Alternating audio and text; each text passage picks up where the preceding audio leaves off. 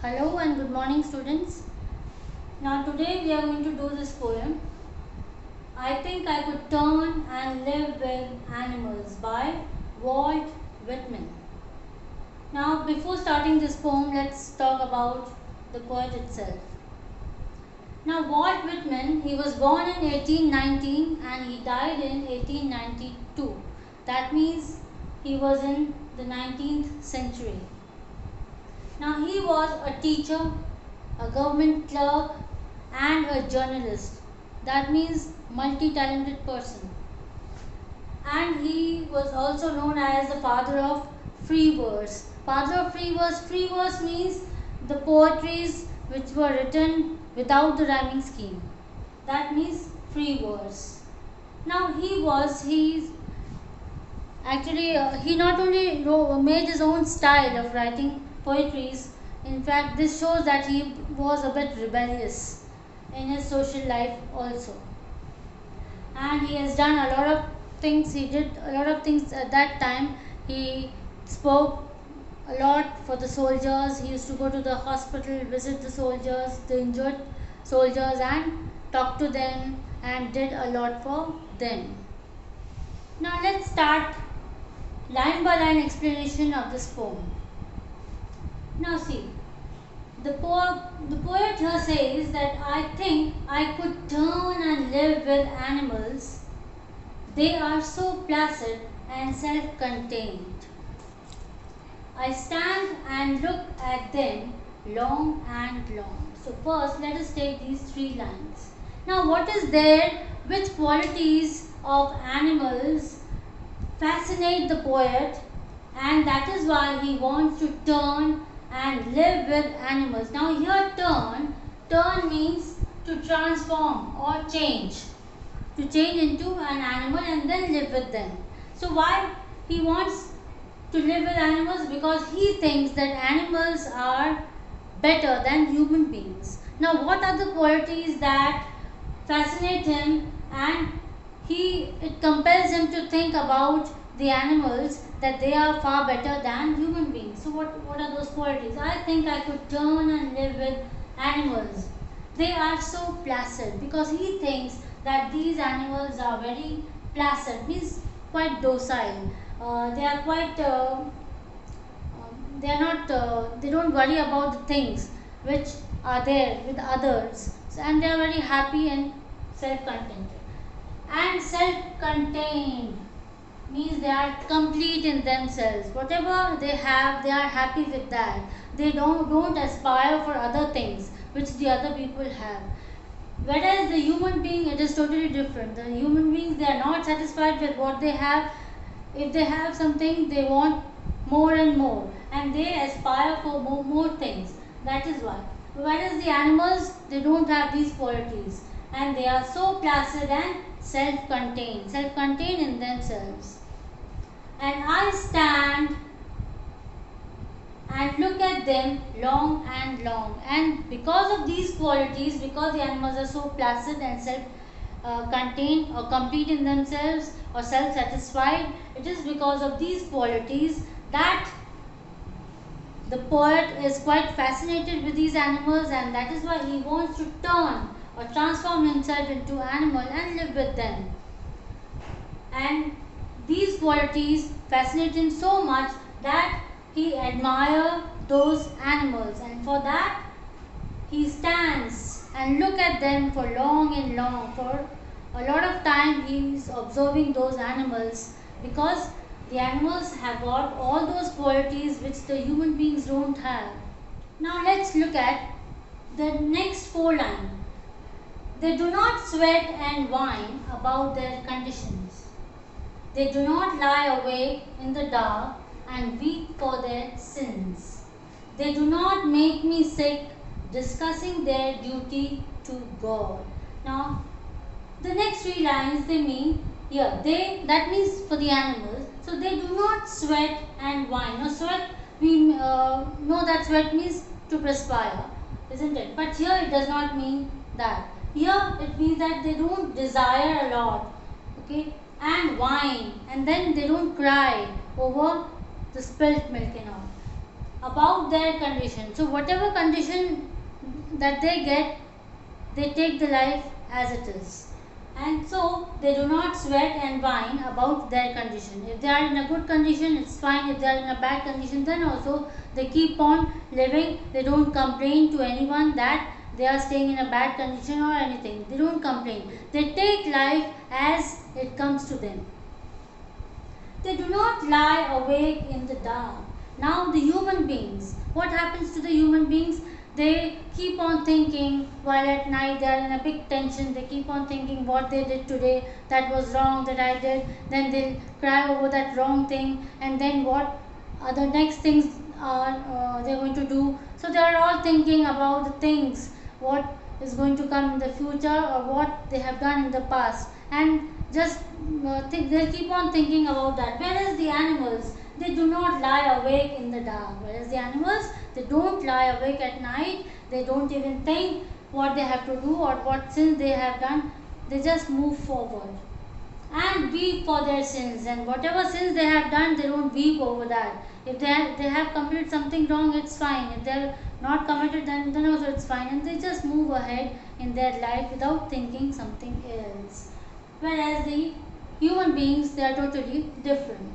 Now, the last one, they do not make me sick discussing their duty to God. Now, here the poet is saying that they do not make me. Here, me is poet. So, he's saying that these animals, they don't keep on discussing things to me, and they don't make me crazy, or they don't drive me mad. In fact, the human beings, what they do, they keep on complaining that I don't have this or I don't have that. So they keep on complaining day and night, and for that reason, the human beings, they make the poet sick, because they keep on discussing things and their duties about God, whereas the animals, they don't do that. Now let's look at the next 3 lines of your book. I hope you all have your books in front of you. Not one is dissatisfied, not one is demented. That means not one. Not one means not a single animal is dissatisfied of whatever he has. So he is not dissatisfied, he is happy with whatever he has. Not one is demented, obsessed about the things that they have. Suppose if they have something, they are not obsessed that, oh, I have a big house, I have a big car, so they don't show off that. So they are very docile. Now, with the mania of owning things, with the mania means, mania is a craze. So this means craze, and here obsessed. So they are not obsessed. Mania is a craze.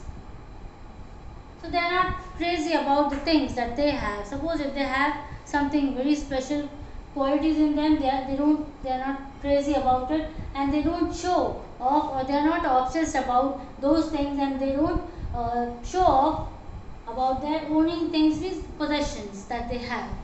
Whereas the human being, it is totally different. If the human beings, they have something with them, if they have a big house or a big car or whatever they have, a lot of money, they'll just keep on showing off. They'll just look down upon the poor people, the other people, or their friends or relatives.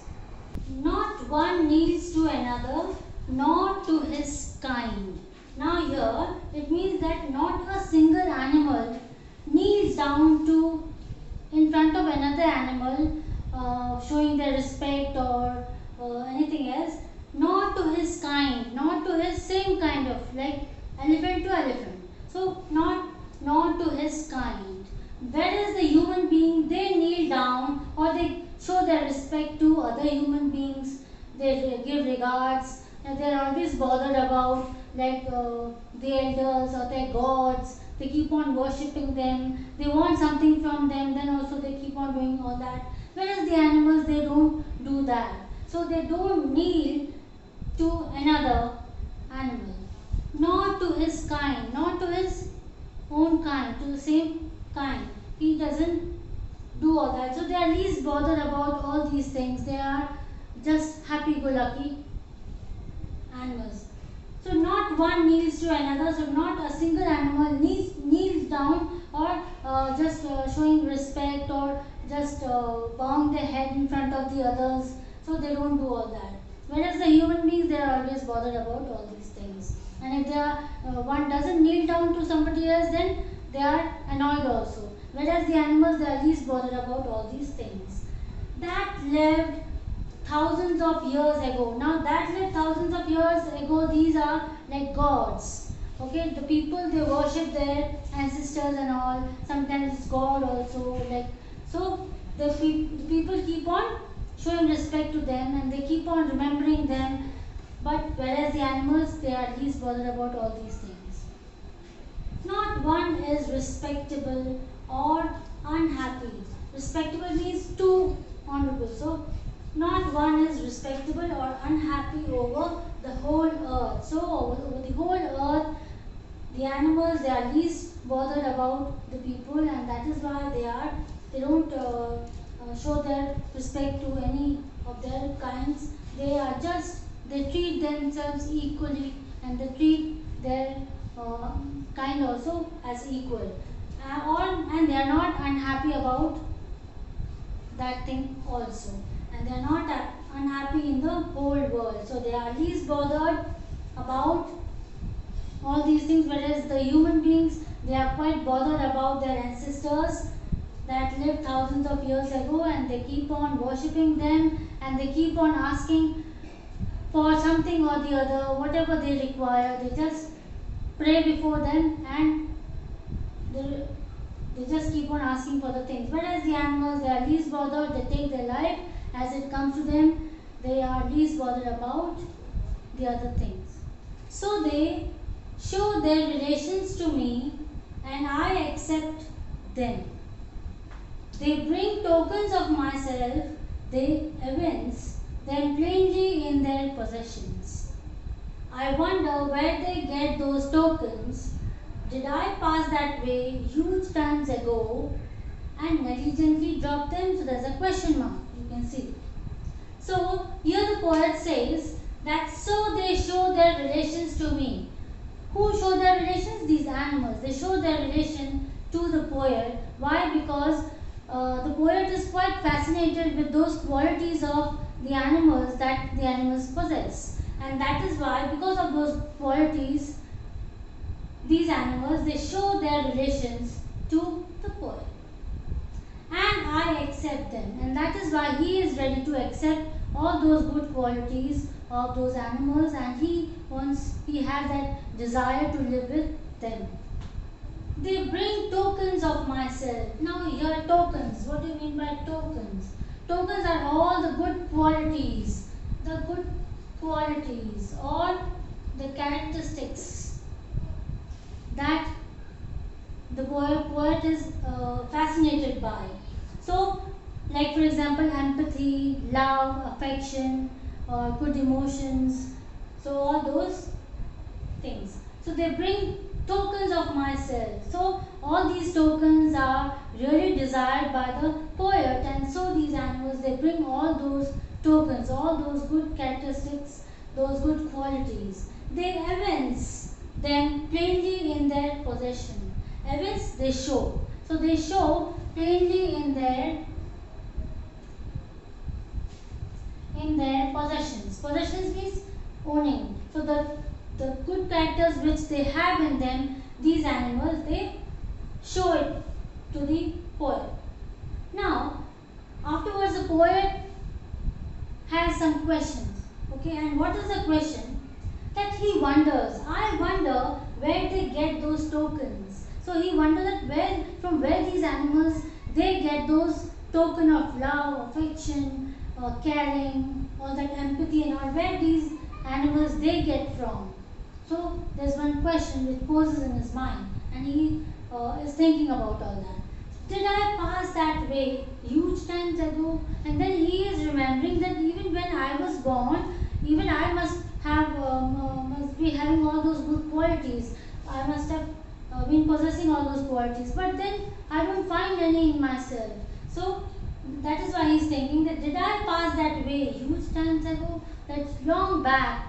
Did I just drop past while I was growing up, while I was learning things, while I was in the society among the people? So did I dropped them or lost all those good qualities and negligently dropped them. So all those qualities which even I might have had when I was young boy, or when I took birth at that time, even I must have had those good qualities just like the animals. But now he cannot find any good qualities in him or among his fellow men. So all those qualities which the animals possess, he doesn't have. And that is why he is thinking that, did I pass that way huge times ago and negligently dropped them? And negligently means being careless. So carelessly I dropped all those good qualities, or did I lose those good qualities because I was growing up, because I was learning some other things, or I was busy in some other things, because of those things I lost these good qualities. And negligently means being very careless. So carelessly he dropped all those good characters or good qualities. So these are the qualities that the poet thinks,